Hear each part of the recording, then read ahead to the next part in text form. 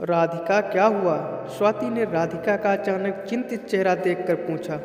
कुछ नहीं स्वाति, धीरे से राधिका ने जवाब दिया। राधिका व उसकी सहेलियां स्वाति की जन्मदिन की पार्टी में होटल में आई थी। वहीं राधिका ने अपने पापा को एक खूबसूरत महिला के साथ देखा। उन दोनों के आपसी व्यवहार को देखकर उसे महसूस हुआ कि वो महिला उसके पापा के बहुत ही करीब है। होटल में हल्की रोशनी होने और उसकी बहुत सारी सहेलियों की भीड़ भाड़ होने के कारण उसके पापा ने उसे नहीं देखा। पार्टी चल रही थी, पर हमेशा पार्टी में चहकने वाली राधिका का मन पार्टी में नहीं लग रहा था। उसे अपने पापा पर बहुत गुस्सा आ रहा था और मम्मी पर दया आ रही थी। पहले उसे लगा था कि शायद यह भ्रम है, पर इन दिनों वो पापा के व्यवहार और दिनचर्या में काफ़ी बदलाव देख रही थी।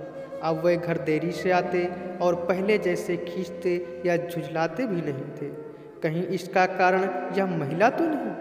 राधिका को अपने पापा पर बहुत गुस्सा आ रहा था। उसने मन ही मन ठान लिया कि अब वो पापा से बात नहीं करेगी, लेकिन साथ ही उसे इस बात का भी डर लग रहा था कि मम्मी को पता चलेगा तो मम्मी की हालत कैसी हो जाएगी। मम्मी पापा में दूरियां बढ़ जाएंगी। कहीं पापा ने उस स्त्री के साथ शादी कर ली तो उन्हें छोड़ ही देंगे। वह लोगों के सामने बेचारे बन जाएंगे। सोचते सोचते उसे चक्कर सा आने लगा। पार्टी के खत्म होते ही वह सीधे घर गई और कमरे में जाकर सो गई। मम्मी ने 2-3 बार पूछा भी कि क्या हुआ, पर वह मम्मी को यह सब कैसे बताती। शाम को पापा के आने की आवाज़ आई। किरण, चाय बना दो, मैं थक गया हूँ। आज ऑफिस में बहुत काम था। पापा का सफ़ेद झूठ सुनकर उसे इतना गुस्सा आया कि वह सीधे बैठक में जाकर मम्मी को असलियत बता दे। पर कहीं कुछ उल्टा हो गया तो मम्मी पापा के बीच जोरदार झगड़ा हो गया और बात बिगड़ गई तो उसने फिर से सभी बातों पर नए सिरे से सोचना शुरू किया। इतनी बड़ी हो जाने और कॉलेज जाने लगी है, इसके बावजूद वो आज भी मम्मी के साथ सोती है। इस उम्र में भी खुद को छोटी बच्ची समझती है और छोटी छोटी ज़रूरतों के लिए भी, चाहे नहाने के कपड़े हों या फिर नूडल्स ही क्यों ना खाना हो, मम्मी पर ही निर्भर रहती है। उसकी देखी देखा छोटा भाई भी मम्मी पर ही पूरी तरह निर्भर रहता है। वह भूल गई कि मम्मी पापा पति पत्नी भी हैं। उन दोनों को भी साथ में समय बिताना चाहिए। उसे याद नहीं है कि कब मम्मी पापा अंतिम बार अकेले फिल्म या होटल गए हों। यहाँ तक कि दोनों की शादी की सालगिरह पर भी वे बच्चों के साथ होटल जाते हैं। मम्मी तो पूरी तरह से हाउसवाइफ और केवल मम्मी बनकर रह गई। ऊपर से मम्मी को कितने ही फ़ोन भी आते रहते हैं, यहाँ तक कि रविवार और छुट्टी के दिन भी फ़ोन के आने का सिलसिला बदस्तूर जारी रहता है। उसे याद है कि एक दिन पापा ने मजाक में कहा था, जब से फ़ोन आने लगे हैं तब से स्त्री को मायके जाने की ज़रूरत कम ही पड़ती है। उस दिन पापा की बात पर सब कितना हंसे थे, लेकिन वो शायद पापा के अंतर्मन के अकेलेपन की व्यथा थी। अब उसे ऐसी कई छोटी बड़ी बातें याद आ रही थीं जिन्हें वो सामान्य समझती थी। अब उसे पापा का इस तरह बदल जाना समझ में आ रहा था। भले ही उसके पापा रास्ता भटक गए हों, पर अब वो समझदार बेटी की तरह पापा को एहसास कराएगी कि घर ही उनकी मंजिल है। राधिका ने दृढ़ता के साथ सोचा, तब कहीं जाकर उसका मन शांत हुआ।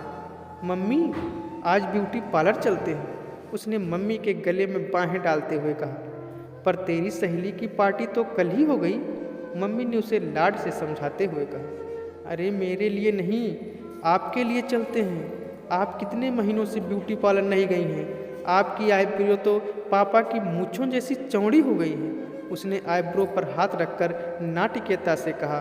तो मम्मी जोर से हंसते हुए बोली, अरे हाँ, आज नाश्ते में क्या खाओगे? मम्मी रसोई में जाते हुए बोली, मम्मी मैं बड़ी हो गई हूँ, आज नाश्ता मैं बनाऊँगी, आप मुझे बस सिखा दीजिए। गैस चालू करते हुए राधिका बोली। यह सुनकर उसकी माँ आश्चर्य से देखती रह गई कि उसने आज तक खुद रसोई में जाकर पानी तक नहीं पिया और आज खाना बनाने की बात कर रही है। तू पढ़ाई कर, मैं खाना बनाती हूँ। नहीं मम्मी, आप ये सब अकेले करते करते कितना थक जाती हूँ। उसने मम्मी की तरफ प्यार भरी नज़र से देखते हुए कहा। छोटे छोटे काम अब वो खुद करने लगी ताकि मम्मी को समय व आराम मिल सके। कितनी बार उसने मम्मी को रात को सोते समय कहते सुना था कि आज तो पूरे दिन काम करते करते कमर टूट सी गई है। रात को पापा आए, पापा आज आप मेरे हाथ की गर्मा गर्म चाय पीजिए, पर हाँ कोई कमी मत निकालना, उसने नाटकता से कहा। अरे मेरी बेटी बड़ी हो गई, पापा ने चाय हाथ में लेते हुए कहा।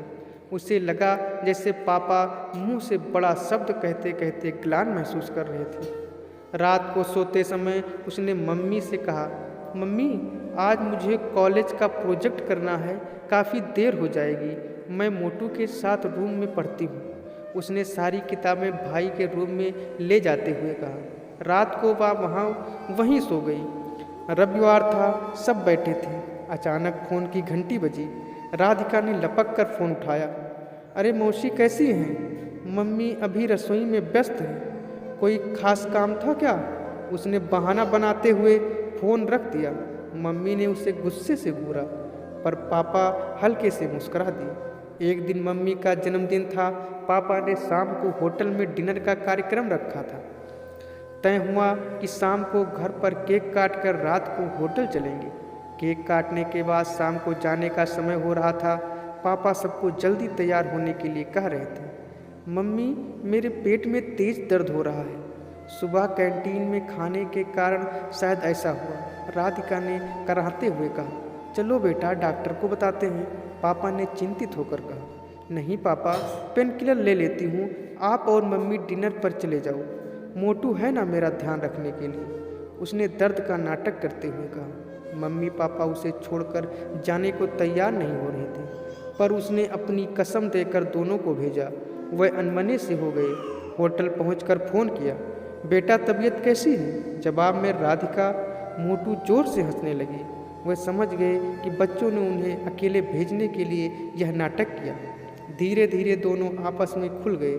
दोनों वर्षों बाद अकेले होटल गए थे। शादी के समय की पुरानी यादें ताज़ा होगी। कुछ दिन बाद सुबह बाथरूम में पापा फ़ोन पर हाँ हूँ कर रहे थे। सामने जैसे कोई महिला गुस्से में बोल रही थी।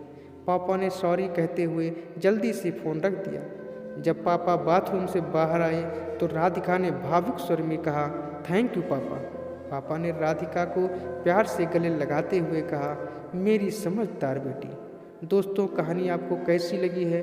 अगर अच्छी लगी है तो कृपया कहानी को लाइक करें, शेयर करें और चैनल को सब्सक्राइब करें। मिलते हैं दोस्तों अगली नई स्टोरी में। धन्यवाद।